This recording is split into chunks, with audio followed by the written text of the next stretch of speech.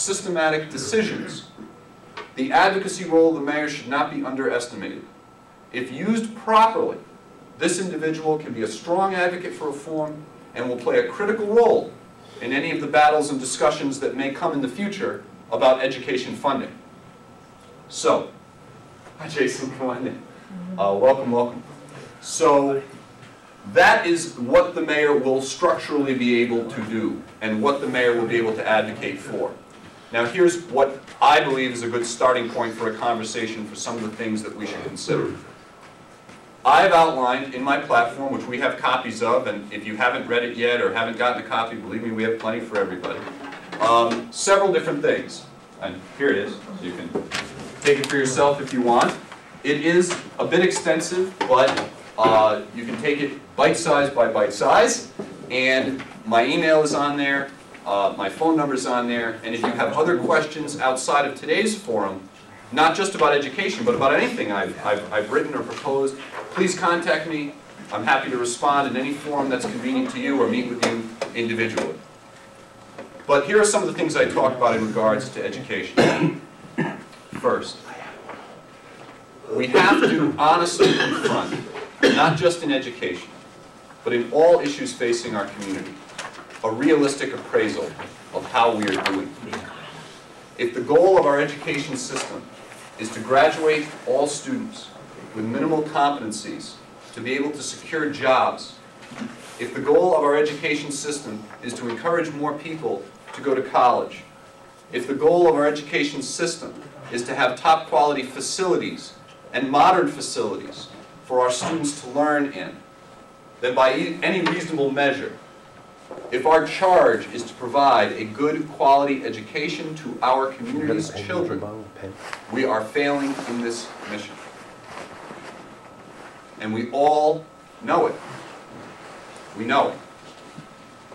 But politics interferes often with an honest assessment of where we are. Who wants to go out and admit we're not where we need to be? Because if you're in political office, that means maybe I'm not doing enough.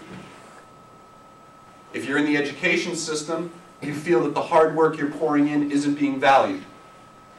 And there is a lot being done that is good. But we also need to know that we should not settle for mediocrity. It is not enough merely to set a bar of let's do what we minimally have to do to survive, to keep accreditation, to not lose our ADA funding from the federal government, and so on and so forth. That's the immediate crisis. But we should not aspire merely to avoid the immediate crisis. We should aspire to excellence in our system. And we should not settle for anything less, because if we do, we're failing our children. So first and foremost, I believe we have to recognize that we're not where we need to be and confront that honestly and openly. Well, you heard the man. Who have not yet met. And he's an interesting young man. He's intelligent. He's got fresh views. He's a breath of fresh air, and he's capable. We are on site with him. We're watching him. We followed him around. We've done different things, investigated his credentials and his background. We are not fooling around because Father was going to run. I had told you, I've told my viewers in the past before this, that if we ever got to a situation where we had the strong mayor, I would run, and I wanted to run because I would bring out the issues. Never thought I could win because of my ex-convict background, okay? But if I didn't think we had somebody capable of taking hold of this city and doing something, I myself would get out there because I think what we have and have done in the past is atrocious. This city has been cheated. And this young man, Darryl Finozio, will be on the show live here March 2nd. Now, put it on the calendar. You want to call in, he'll be here March 2nd. March 2nd. We're going to try and film a lot of his town meetings. We said we'd do that. Yeah, Bobby, we do. We said we'd go, yeah. We'd go. You were there with us. Saturday, yes. Saturday. So we're going to try and do as many events of his because we want to take a look at everybody. And if anybody comes out of the woodwork that's as good as him, I'm a Democrat. We're We're both Democrats. We don't have the Republican here. No, She's but- not here tonight. Okay, but we're both Democrats. Yes. And I've already said if nobody else shows that I see of any good in our party, we're going to vote for him in the primary. Exactly. Because we have already checked this guy out, and we like what we've seen. So we're really happy about that. I hope, Mike Pacetto, you don't get too mad, but you know what? You never return to this show. Anybody who wants to go on my website, nlhome.org, okay, we've had that up since he promised to come back on the show. We tried to get him back on the show. He never responded to us. That shows you what kind of a guy he is, okay, as far as I'm concerned. You know, I'll be back, I'll be back. Well, guess what? Not like Arnold Schwarzenegger, who says, I'll be back, and comes back. Pacetto never came back. And we don't want him back now. And it's really interesting because here you have a man in Michael Pacetto, okay, that's talking about developing businesses in New London. Right. One of the first things he did was get Mr. Maloff, his business. Maloff, yeah, Maloff. Right? Maloff Jewelers. Yeah. Been here for ever. Forever. Right, Mom wanted to stay Yeah. here. He talks the guy out of New London And goes to Waterford. to go to Waterford to do what? To fill his business up. Yeah. To fill his Stores up. store up. Okay, that's how he treated New London.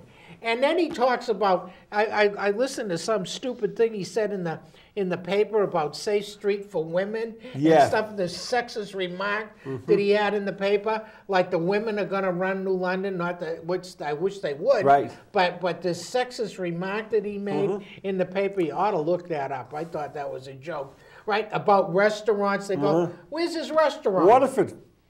His restaurant is where? Waterford. Philomena's. Philomena's. Okay, so here's a guy who's going to develop New London. And he has a restaurant in Waterford. From Waterford, right? If you believe this guy, you know what? I'll sell you the ferry, because it ain't mine. Okay? You got to be kidding me. You know what a joke. What a joke. The other thing is, guess what? Rob Perot. Threw his hat in. Kathy Mitchell says I don't pronounce Perot's name right. She says it's Perot. Well, maybe it is Perot, but being a Boston guy, I pronounce it Perot, okay? Like the French Perot. I'm sorry, and I'm sorry if I offend you, Rob, and I offend you, Kathy, for not enunciating the way I read it, okay? But, you know, that's what happens when you get us unintelligent guys from Boston. What do we know? This guy, I love it. Rob, I voted for Rob. Yeah. I did too, yes. We voted. We We voted. did. We did. We voted Yeah, for we Rob. did. Well, he was one of the. I gotta say, I gotta be honest. I think as a counselor, he's one of the best counselors out there. In fact, when I first came here 7 years ago, I had him and I had outs. Yeah, I know you and, did. really, because I didn't like what he was doing. But over the years, we were able to patch You made up thing, with him. and and he's done some good things as a councilman. Okay, Rob, you got to listen to me. As a councilman, you need to run for the council. Forget the mayor stuff. Forget the mayor thing. You know, you're just not it. You're not mayor material. Somebody got to tell you the honest truth, and you're going to hear it here. You're not mayor material. You're going to, after how many times you have been on the council? 17 years. 17 years? Yeah. 17, 16 years. I think it says 16 years. Oh, 16, okay. It says he's been on 16 years. You served on the council. 16 years, and now you have decided to vow to providing a transparent government. You know where you got that bull from? You got that from all the political bull and buzzwords, a transparent government. Okay, so for the last 16 years, the government's been in the closet, Rob. You voters out there who have any intelligence, read what these people are saying. They rat themselves out. He is now vowing to have a transparent government.